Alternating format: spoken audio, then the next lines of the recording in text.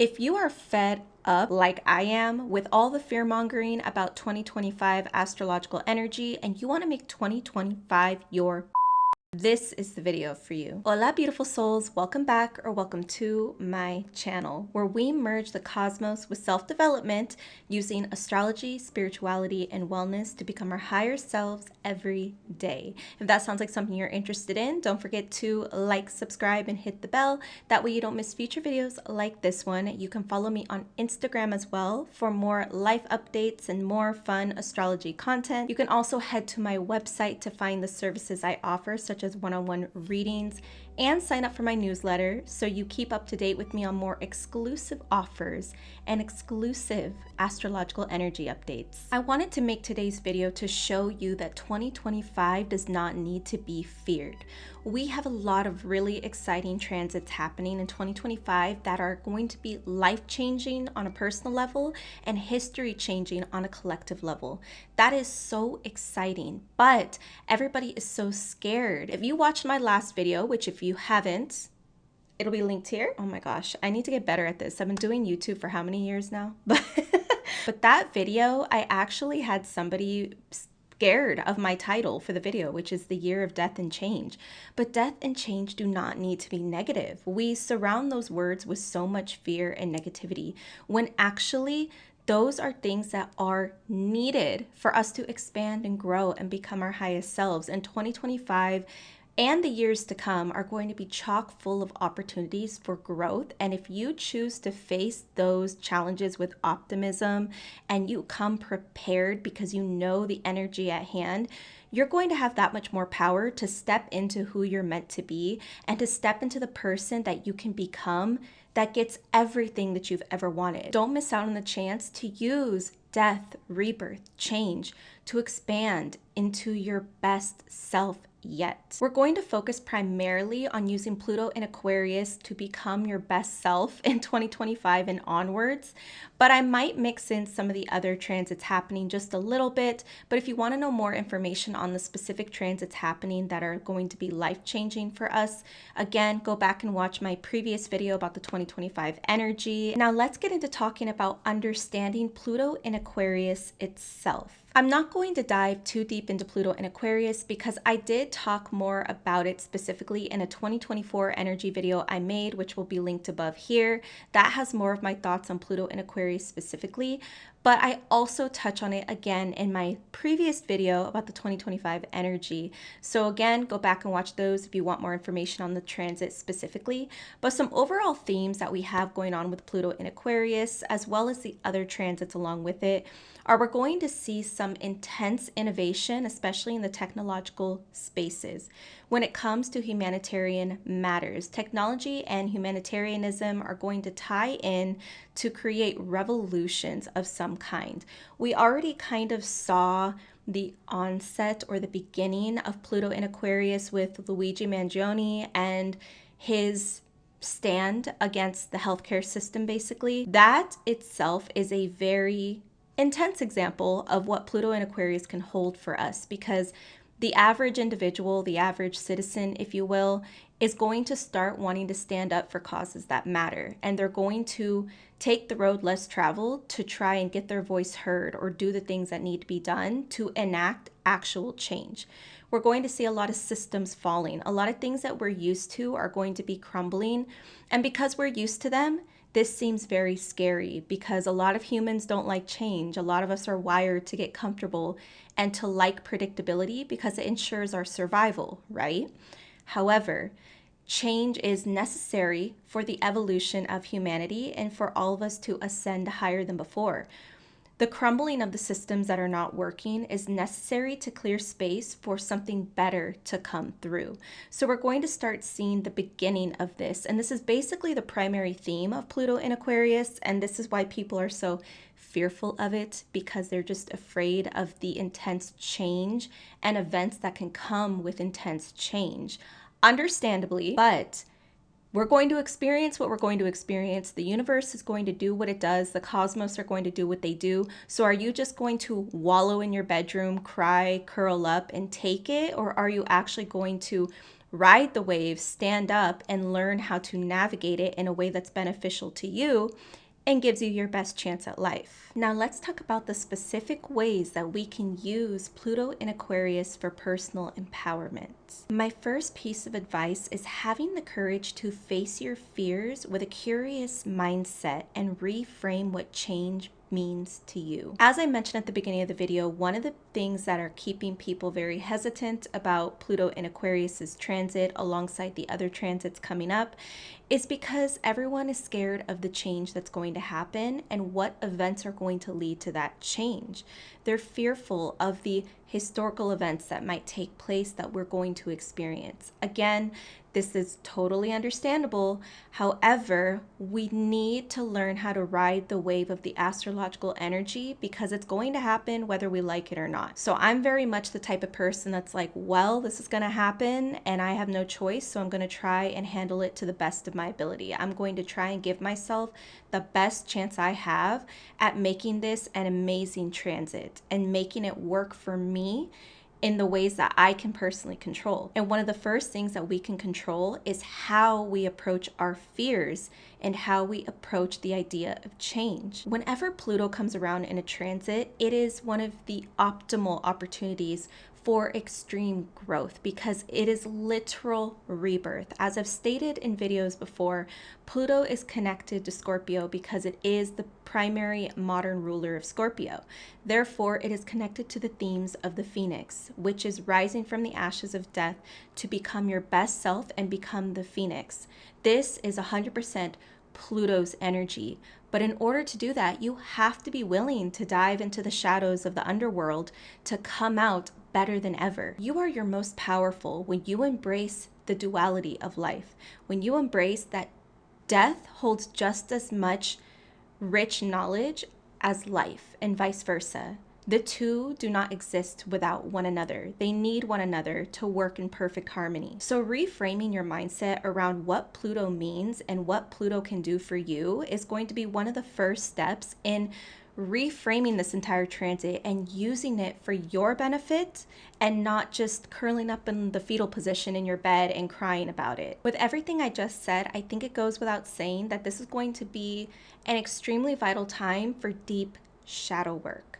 We're going to be encouraged and invited to dive deep into the depths of our own underworlds, the darkness that we hold within, that we likely avoid. And a lot of times our fear of change ties into our avoidance of that darkness within. Because a lot of times when things get uprooted around us, they crumble around us and things start to change, we are forced to face the more difficult sides of ourselves that we are often able to ignore when we stay in our comfort zone. But the way that you can start to take away the fear from your fears is by embracing them with curiosity. Instead of just reacting to them with escapist tendencies or other things that we use to avoid them, actually just ask yourself, just say, hey, I'm noticing I'm really fearful of this specific thing, or I notice that this is happening in my life and it's making me feel like I want to run or I want to do this that's unhealthy, etc.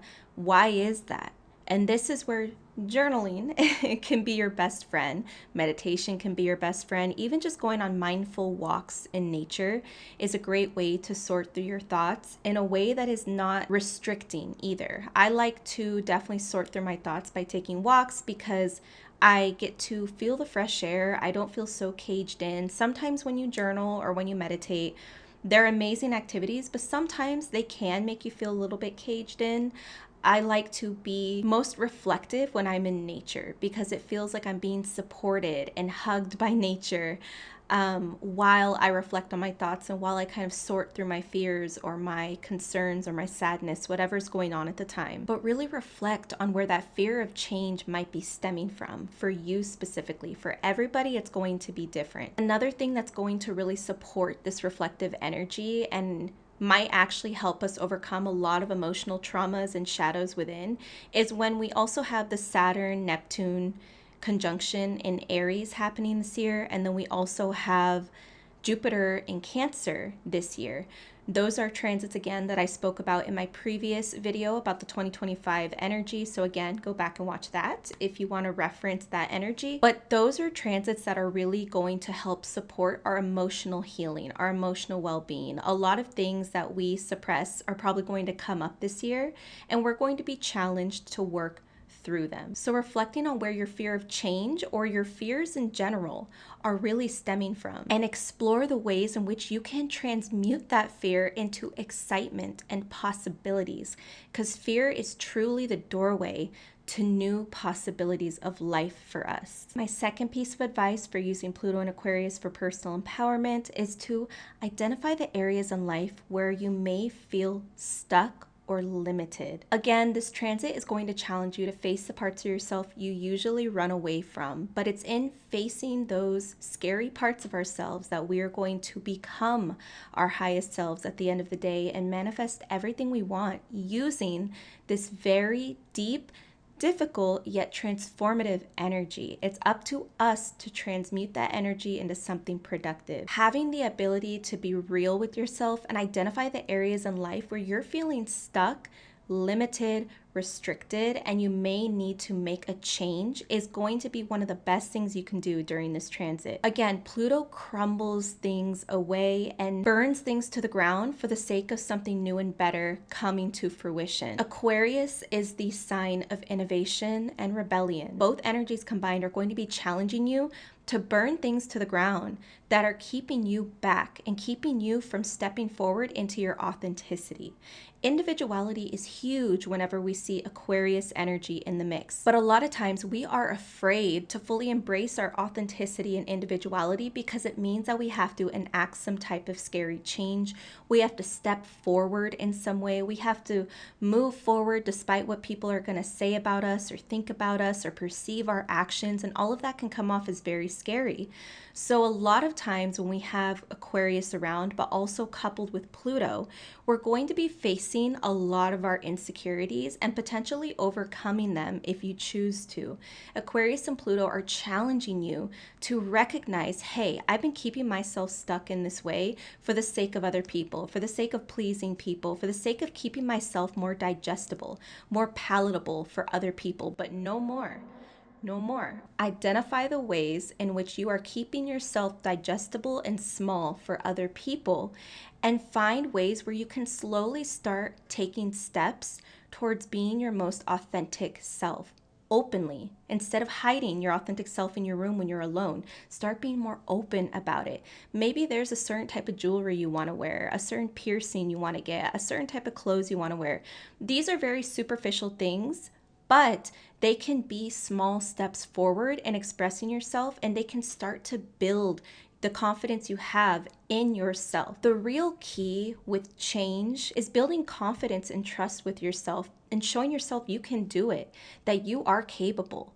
You don't have to rely on other people's validation. You don't have to please other people to be capable, to be valid, to be heard and seen and understood.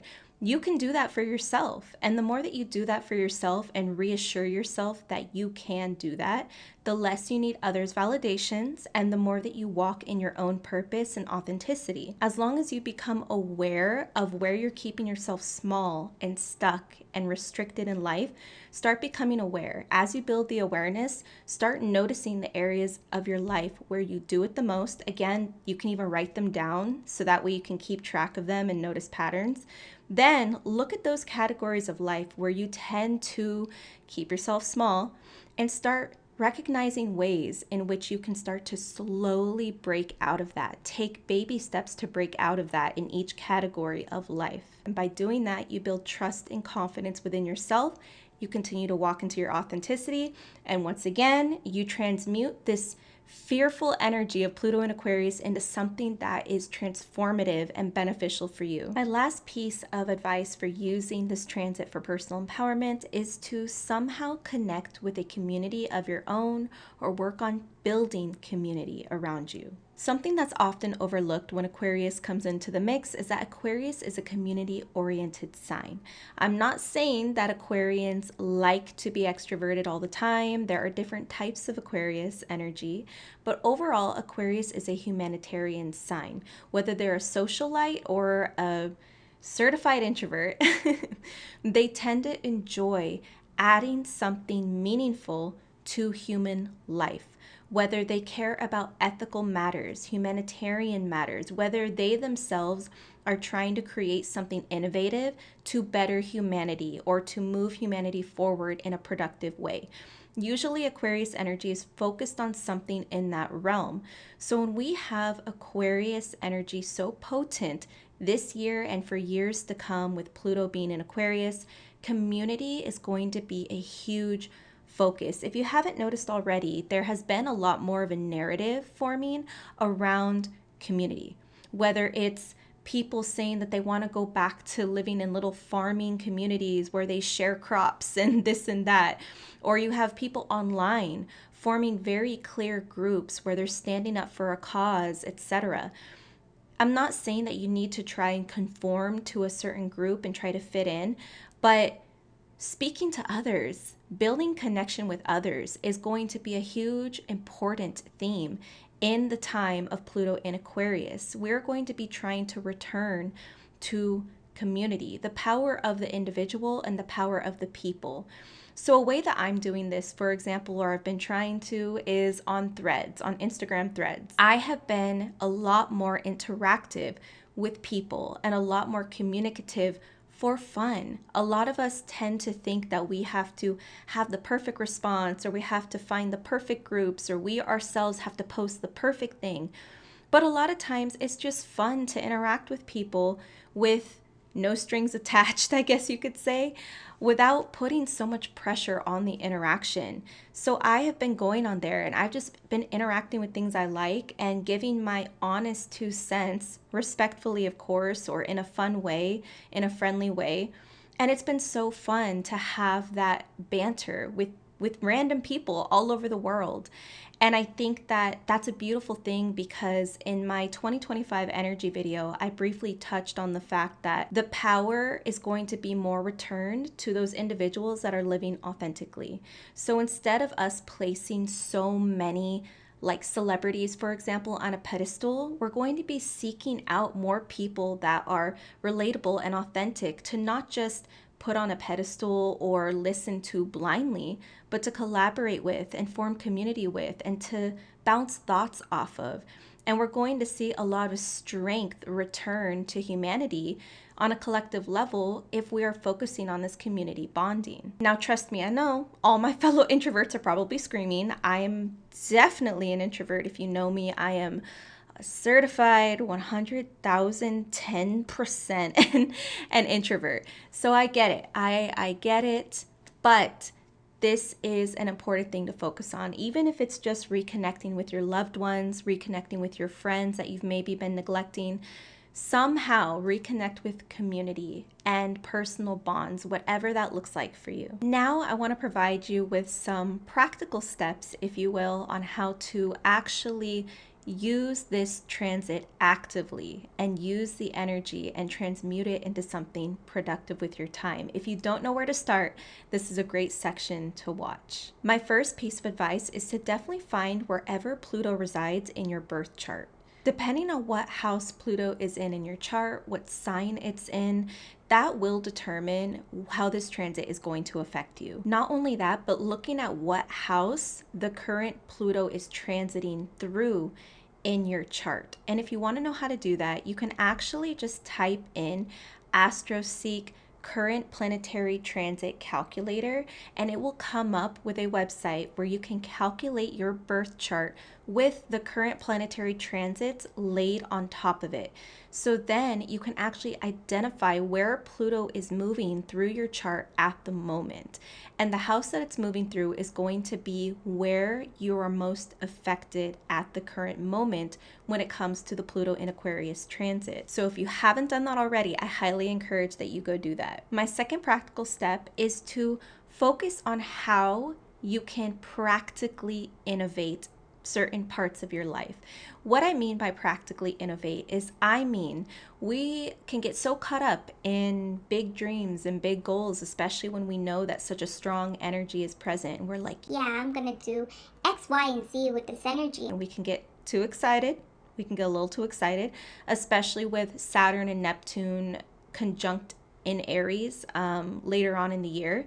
That is a transit that is super exciting, but it can come with very lofty, idealistic energy if we're not careful, and it can lack the practicality we need to actually make a positive change in our lives. So, when I say to practically innovate, I mean to really take an objective step back and look at your life and look at what places where you need to pivot and make a change and where you've been scared to. Maybe you want to make a career pivot, for example, but you have been scared to do that because, again, change is scary. Get over it. Change is going to be scary no matter how you spin it. But do you just want to stay the same? Do you just want to, again, curl up in your bed in the fetal position while this transit just has its way with you?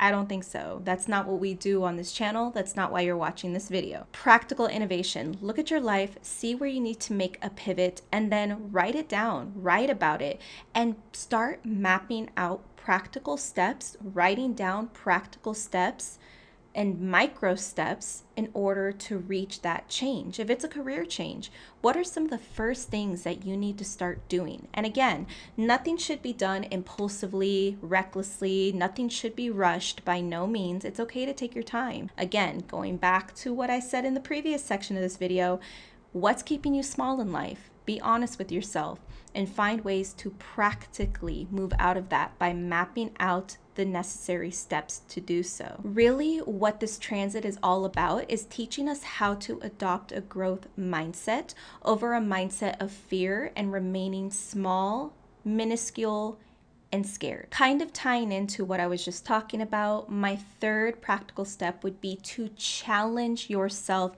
to step up and question your outdated habits, beliefs, or values. This ties into kind of beginning to change your habits or instill practical habits into your life that, again, create positive growth. But what are some things that you maybe tell yourself, some limiting beliefs that you have that are keeping you from adopting those necessary habits, from adopting the beneficial habits in your life that are going to make you your highest self? What is it that you keep rejecting or you keep pushing down or you keep telling yourself?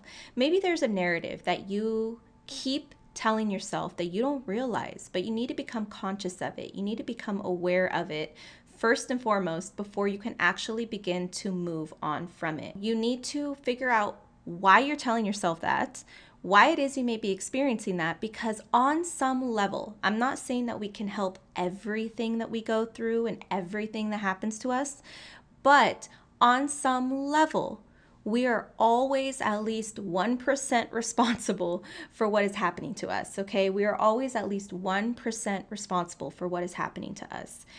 The reason I want to always keep us at 1% responsibility is because if you don't, you're going to continue to stay in the victim mindset. You almost have to train yourself to believe that you have at least a small percentage of responsibility over the situations that you are continuously in, especially if it's a pattern.